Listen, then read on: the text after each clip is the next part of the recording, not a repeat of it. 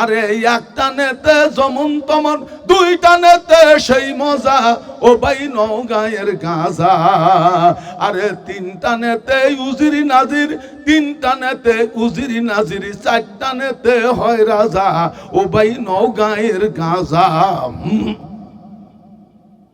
এরকম আওয়াজ ওরা তোলে কি তোলে না? হ্যাঁ তোলে।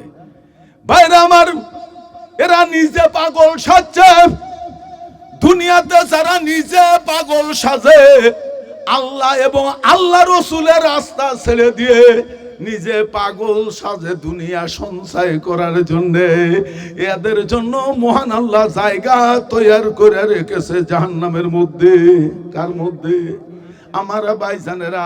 আর যারা খাঁটি আল্লাহ পাকের প্রেমে পাগল, তারাই হচ্ছে আসল পাগল।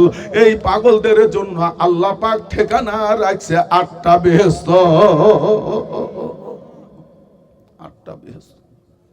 ঘন্টাখানেক সময় যদি বয়ান করি, আপনারা কি ধৈর্য ধরতে রাজি আছেন? যেহেতু সময় আমি বেশি দিতে পারবো না, যেহেতু আমার একটা জলসা হাটপাঙ্গাসি বাজারের উপরে হচ্ছে, ওই জলসায় আমার যোগদান করতে হবে।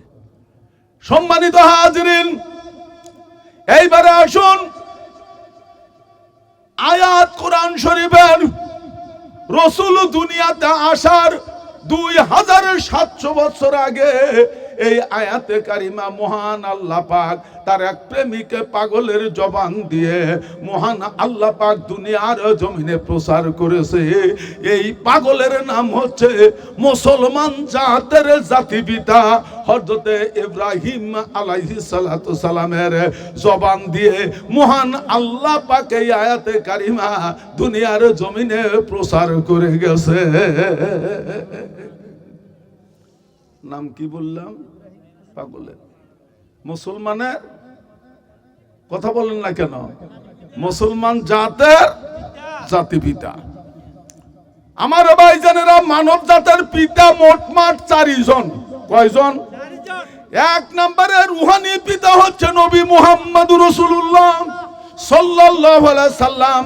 2 নম্বরে আদি পিতা সৈয়দনা আবুল বাশার আদম আলাইহিস সালাতু সালাম। আর 3 নম্বরে মুসলমান জাতের জাতিগত পিতা হযরতে ইব্রাহিম আলাইহিস সালাতু সালাম। আর প্রত্যেক মানব জাতের ওরও জাতে একজন পিতা। তাহলে পিতা মোটমাট কয়জন? এরপরে আমার ভাইজানেরা, যারা পিতা হিসাবে দাবি করবে তাদের মুখ যেটা জাটা দিয়া পিটাইতে হবে। এই 4 জনের পরে সম্মানিত হাজিরিন, হযরত ইব্রাহিম আলাইহিস সালাতু সালামের জবান দিয়ে এই আয়াতে কারিমা কেন মহান আল্লাহ দুনিয়ার জমিনে প্রচার করলেন ইব্রাহিমের মাধ্যম দিয়া? তার পিছনে তো কারণ আছে। এই কারণগুলো শুনলেই আপনারা ওয়াজ ভালো মতো বুঝতে পারবেন। হযরতে ইব্রাহিম আলাইহিস সালাতু সালাম সর্বপ্রথম 25 বছর বয়সে ইব্রাহিম আলাইহিস সালাম প্রথম নাম্বারে যে বিবাহ করেছে, ওই বিবাহের বিবির নাম ছিল সারা খাতুন। কি নাম? সারা খাতুন। সারাকে বিবাহ করার পরে বিবাহের বয়স পার হয়ে গেল 20 বছর। ইব্রাহিম পয়গম্বরের বয়স হলো 45 বছর। কয় বছর? এই 20টা বছরের মধ্যে সারার উদুর থেকে মহান আল্লাহ একটা ছেলে মেয়ে কিছুই দান করলেন না বলে আল্লাহ রব্বুল আলামিন নিজে ডাক দিয়া কয়, ইব্রাহিম রে, আমি আল্লাহ তোমাকে হুকুম দিলাম, তোমার বিবি সারার যে বান্দি ছিল, দাসী ছিল, তার নাম হলো হাজরা। এই হাজরাকে ইব্রাহিম তুমি 2য় নম্বরে বিবাহ করো। 45 বছর বয়সে ইব্রাহিম পয়গম্বর হাজরা বিবাহ করলেন। হাজরাকে বিবাহ করার পরেও এই বিবাহের বয়স 20 বছর পার হয়ে গেল। ইব্রাহিম পয়গম্বরের বয়স হলো 65 বছর। কয় বছর? তার ঘরে 2টা বিবি। একটা বিবির উদুরে একটা ছেলে মেয়ে আল্লাহ কিছুই দান করলেন না। আমার ভাইজানেরা, পয়গম্বর ইব্রাহিম আলাইহিস সালাতু সালামের 65 বছর বয়সে আমার আল্লাহ পাক ডাক দেয়া কয়, ইব্রাহিম রে, আমার দুশমন তুমি। ইব্রাহিম তোমারও দুশমন, আমার আসমানি সহিফা নামক কিতাবেরও দুশমন। আমার বেঈমান বান্দা নমরুদ কাফের বেঈমান, কিন্তু নমরুদ নমরুদের কন্যা ঈমান আনায়ন করেছে। ও ইব্রাহিম রে, আমি তোমাকে অর্ডার করলাম নমরুদের কন্যা কাসমিনাকে তুমি তৃতীয় নম্বরে বিবাহ করো। হযরত ইব্রাহিম আলাইহিস সালাতু সালাম মহান আল্লাহর হুকুমে 65 বছর বয়সে নমরুদ পাজির পাও ছাড়া শয়তানের কন্যা ঈমান আনায়ন করার বদলে আল্লাহ রাব্বুল আলামিন হুকুম করে ইব্রাহিম তুমি কাসমিনাকে বিবাহ করো। হযরত ইব্রাহিম আলাইহিস সালাতু সালাম বিবাহ করলেন, তৃতীয় নাম্বারের বিবাহ করলেন 65 বছর বয়সী। আমার ভাইজানেরা, এই বিবাহ করার পর 20টা বছর কেটে গেল। ইব্রাহিম পয়গম্বরের বয়স হলো 85 বছর। 3টা বিবি তার ঘরে, একটা বিবির হুজুরের কোনো সন্তান নাই। গভীর রাত্রিতে ইব্রাহিম পয়গম্বর 85 বছর বয়সের শেষে গিয়ে গভীর রাত্রিতে মাওলার দরবারে সেজদা দিয়া কান্দার কয়, আল্লাহ তুমি আমাকে 3টা বিবি দান করেছ, আমার যে কোনো বিবিকে তোমার পছন্দ হয় ওই বিবির উদর থেকে একটা নেককার সন্তান আমারে দান করো।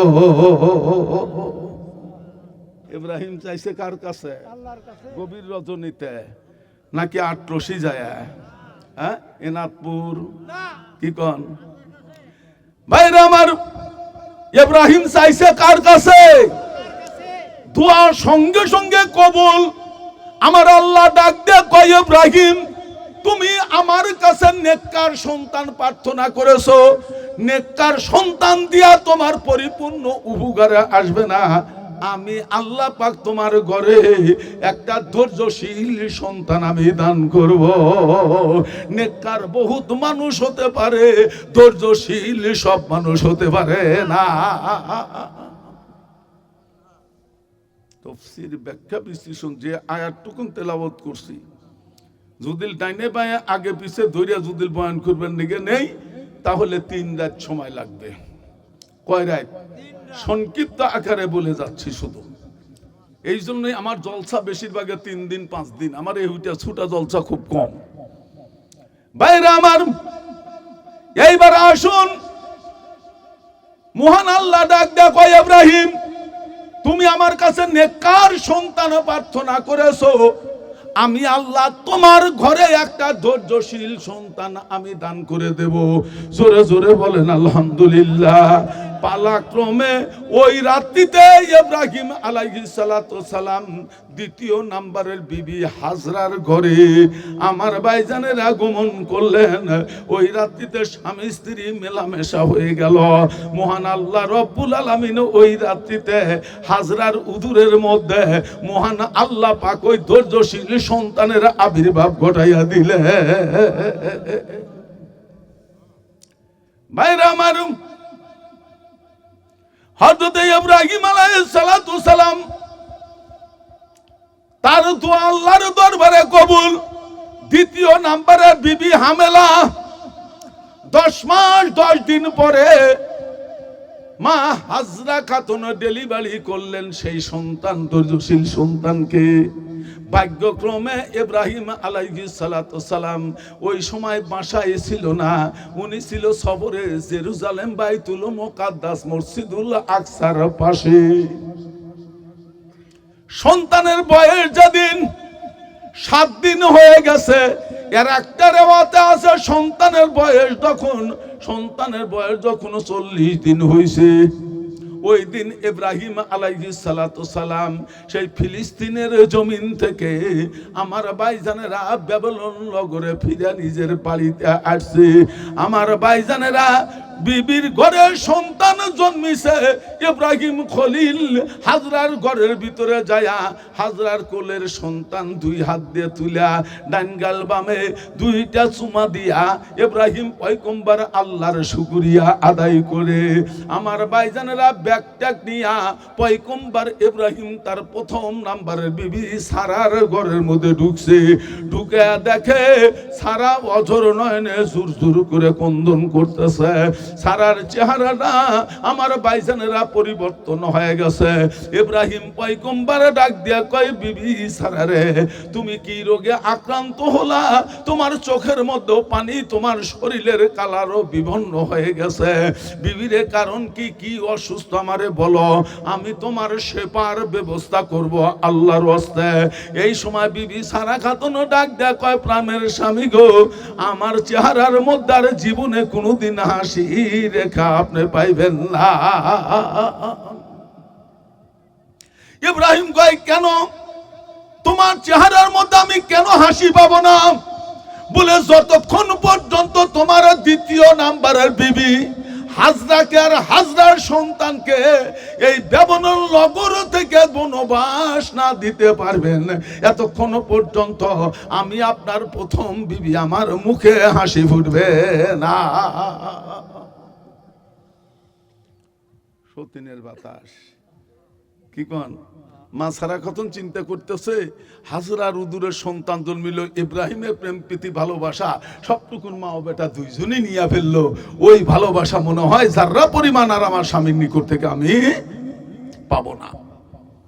ভাইরা আমার, তাই বলে মা সারাকে আবার খারাপ মনে করেন না, একটু আগে গেলেই বুঝতে পারবে না নিজে এটা কেডা করাইছে সারাক দিয়া। ভাইরা আমার, আমার কথা বুঝতে কি আপনাদের কষ্ট হইতেছে? সম্মানিত হাজিরিন, হযরত ইব্রাহিম আলাইহিস সালাম বিবির মুখের এই কথা শুনা পয়গম্বর ইব্রাহিম তার শরীরে কম্প উঠে গেল, ভয়ে থরথর করে কাঁপা শুরু করে দিল। বিবি যখন এই কথা বলছে, ইব্রাহিম পয়গম্বরের শরীরে তখন ঝাঁকুনি উঠে পড়ছে ভয়ের ঠেলায়। কিসের ভয়? আল্লাহর ভয়। ইব্রাহিম পয়গম্বর ওই সময় কেন আল্লাহর ভয়ে কম্পিত হতেছিল? কিতাবের মধ্যে লেখে, ইব্রাহিম পয়গম্বরের আগের জামানায় দুইজন পয়গম্বরের বিবি জাহান্নামের মধ্যে চলে গেছে। পয়গম্বর হওয়া সত্ত্বেও পয়গম্বরের বিবিরা দুইজন জাহান্নামে। এক নম্বরে হযরত নূহ পয়গম্বরের বিবি জাহান্নামের বাসিন্দা হয়ে গেছে। দুই নম্বরে হযরত লূত পয়গম্বরের বিবি জাহান্নামের বাসিন্দা হয়ে গেছে। ভাইরা আমার, মা বোনেরা তো আইসে জলসায়, আইসে নাই? তাদের জন্য আলাদা স্প্যান্ডেল আছে, তো সেখানে আছে। তারাও তো শোনার জন্য আইসে, তাদেরও তো কিছু শিক্ষার দরকার আছে, আছে না নাই?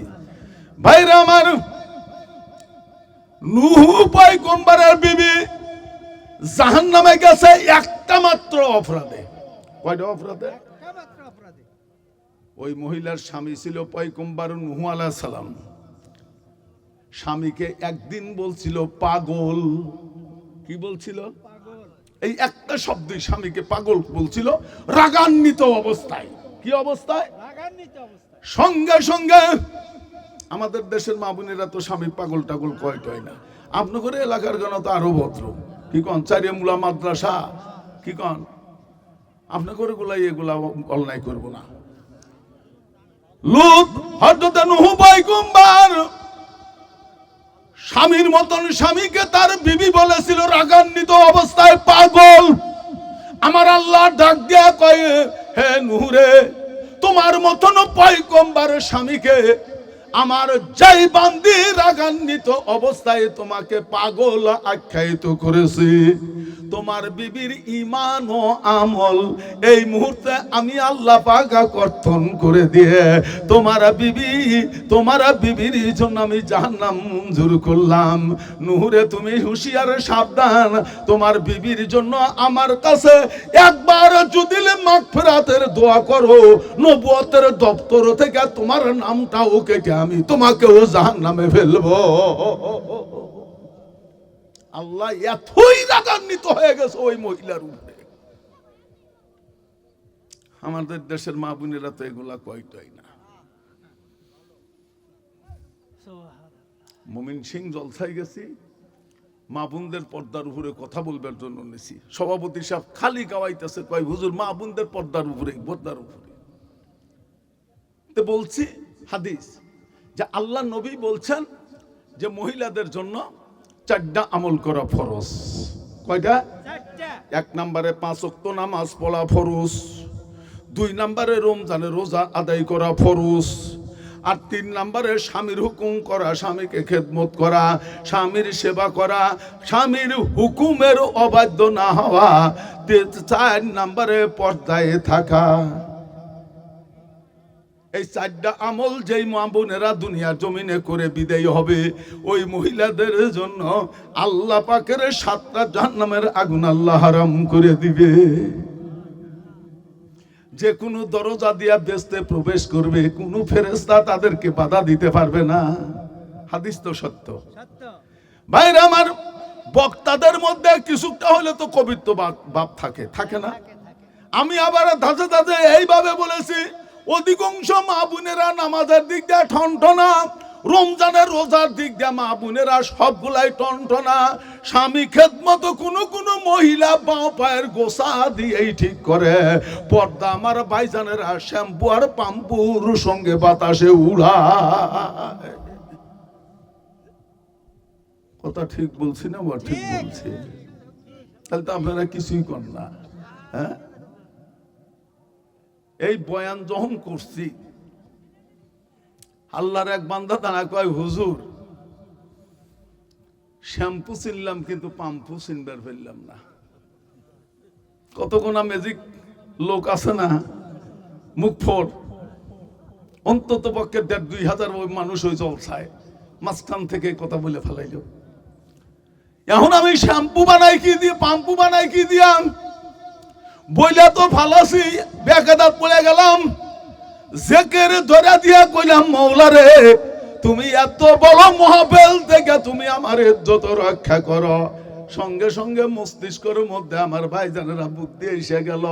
আস্তিনের পকেটের মধ্যে হাত দিয়া আমার ভাইজানেরা, সেনা তোর এটা তোর, বললাম যে ভাই শ্যাম্পু চেনেন কিন্তু পাম্পু চেনেন না, আলটা মডেন ঢুকে বাস করেন।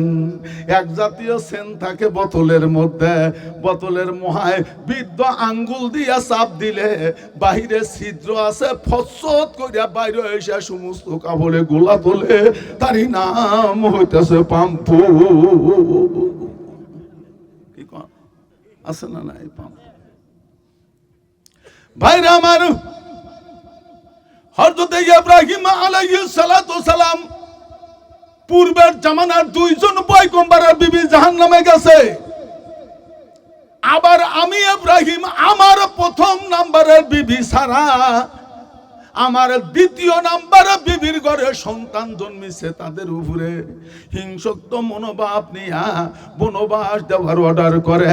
না জানি মহান আল্লাহ আমার এই বিবিকে, আমি পয়গম্বর, আমার 1ম নাম্বারের বিবিকে যদি জাহান্নামে দেয়, আমি পয়গম্বর ইব্রাহিম আমার ইজ্জত থাকবে না।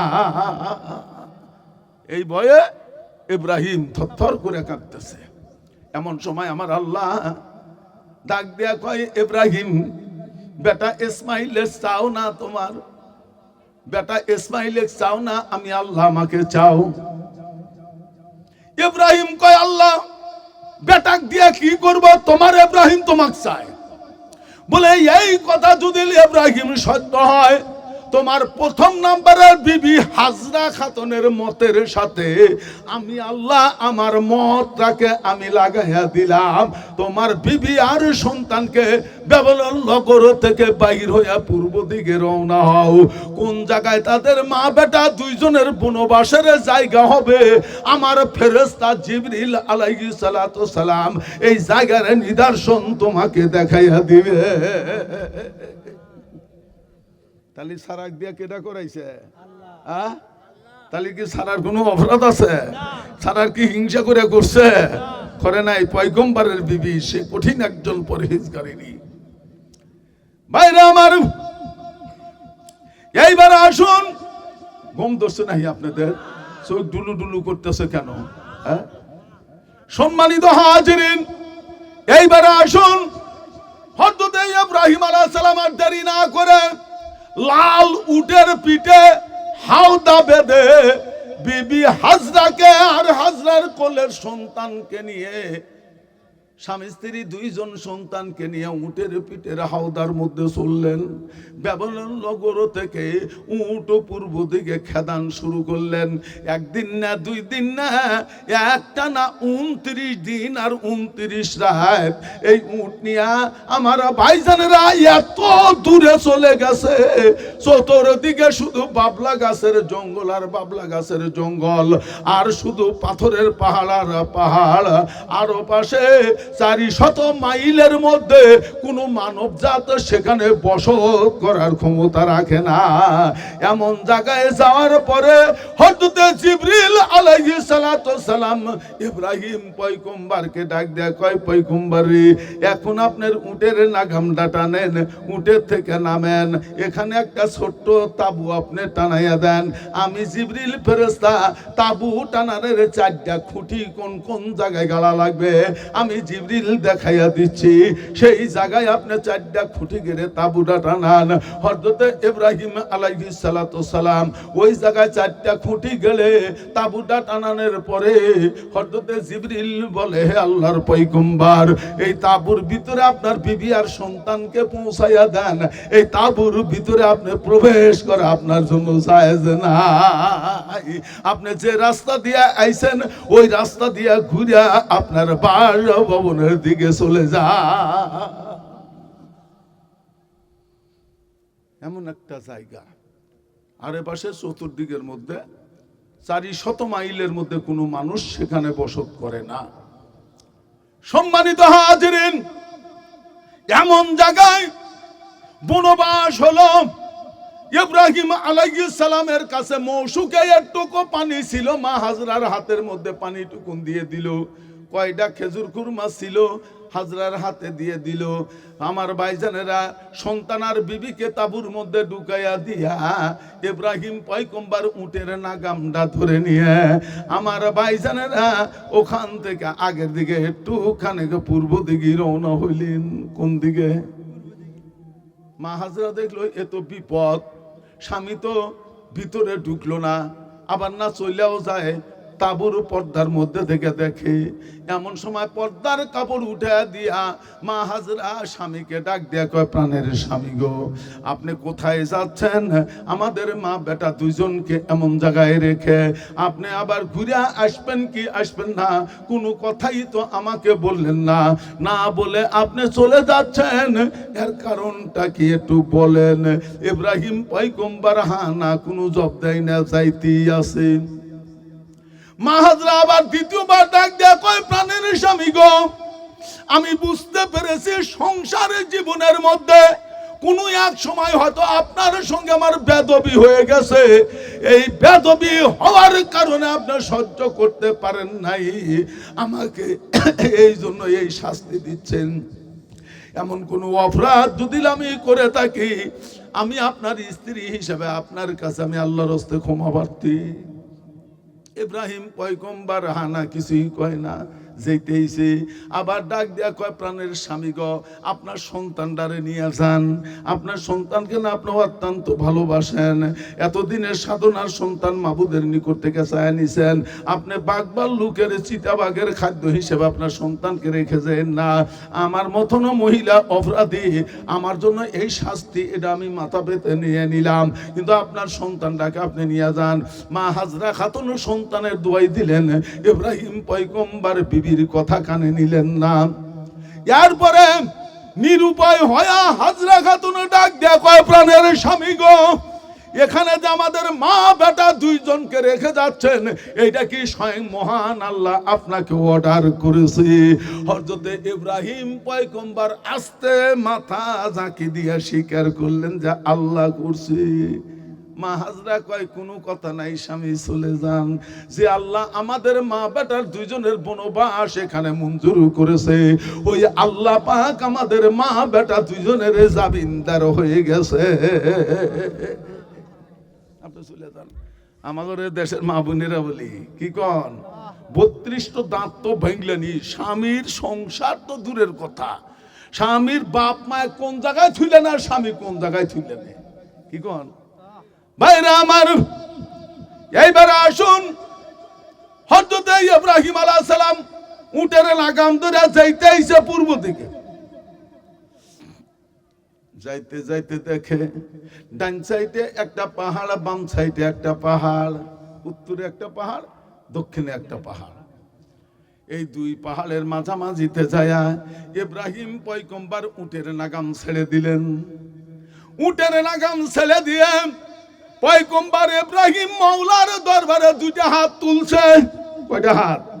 দুইটা হাত তুলে দিয়া ইব্রাহিম আল্লাহর কাছে দোয়া করতেছে, রব্বানা ওয়াবআস ফীহিম রাসূলাম মিনহুম ইয়াতলু আলাইহিম আয়াতিক ওয়া ইউআল্লিমুহুমুল কিতাবা ওয়াল হিকমা ওয়া ইউযাক্কিহিম ইন্নাকা আনতাল আজিজুল হাকীম। ইব্রাহিম আলাইহিস সালাম আল্লাহর কাছে দোয়া করতেছে, রব্বানা, হে আমার প্রতিপালক, ওয়াবআস ফীহিম, তুমি উপর থেকে প্রত্যাবর্তন করো রাসূলাম, যেই রাসূলকে সৃষ্টি না করলে আসমান জমিন চন্দ্র সূর্য তুমি কিছুই সৃষ্টি করতে না, রাসূলাম মিনহুম, উহাদের বংশের মধ্যে। ইব্রাহিম ইঙ্গিত করতেছে, আল্লাহ আমার বেটা ইসমাইলের বংশের মধ্যে ওই নবী মুহাম্মদুর রাসূলুল্লাহ সাল্লাল্লাহু আলাইহি সাল্লামকে দুনিয়ার জমিনে পাঠাইয়া দিও। ইয়া আল্লাহ রাব্বুল আলামিন, ওই রাসূলকে ইসমাইলের বংশে পাঠিয়ে দেওয়া পর্যন্ত আল্লাহ তুমি ক্ষান্ত হতে পারবে না। তুমি ওই রাসূলের উপরে তোমার আসমানি শ্রেষ্ঠ কিতাব, আয়াত বিশিষ্ট কিতাব